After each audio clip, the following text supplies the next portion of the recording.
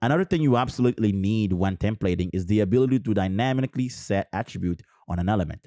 For example, I have this button with type and disable attributes. If I inspect it in the browser, we can see things as I set them. However, I can also explicitly set that the disable attribute should be included by giving it the value of true. We can see nothing change. This also means I can set it to false and it will not be included. This behavior is actually different from native HTML.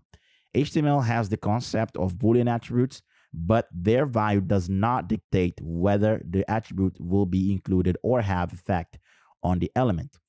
In native HTML, if I set a Boolean attribute with any or no value at all, it will mean true and have an effect on the element.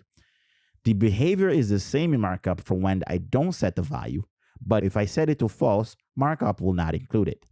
Markup also allows you to mark attributes as conditionals. One of the ways it does it is by letting you prefix an attribute with attr. For example, here, the type attribute, I can prefix it, then I can pipe the value to a condition. If I don't have a condition to pipe it to, I must prefix it with attr. Otherwise, I can omit the prefix altogether. In this case, I'll pipe it to true, and we can see that it renders the attribute without the prefix or the pipe value. If I then pipe the value to false, we can see that now the attribute is not included. I don't always need to pipe values or prefix attributes. Let me explain. I'll first create two variables for disabled and type. If I replace the type value with the value as well as the condition, you can see that it includes the type. This is because markup is checking if the condition is truthy. That means if I set my type to an empty string, the attribute will not be included, as you can see here. If the value and the condition is the same, I can just omit the pipe. So when do you need to prefix attributes with attr? I already showed you that Boolean attribute does not need it with the disable example.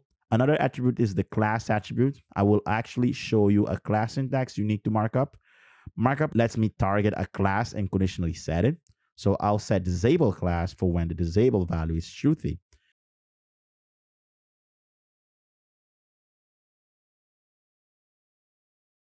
Or, of course, the other way to do it is to pipe the condition. And you can use the syntax to set a bunch of classes, for example. The other attribute that does not need to be prefixed is the style attribute, which markup also allows me to target specific CSS properties. For example, I set the color to red for when the disabled value is truthy. I can also set a bunch of style by specifying the style value.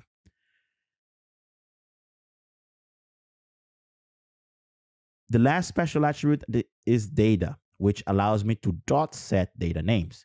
There you go. That's how markup lets you conditionally render attributes. And as you could see, it simplifies attributes by a lot, especially allowing you to target specific classes and CSS properties. Give it a shot and play around. Now, let's continue.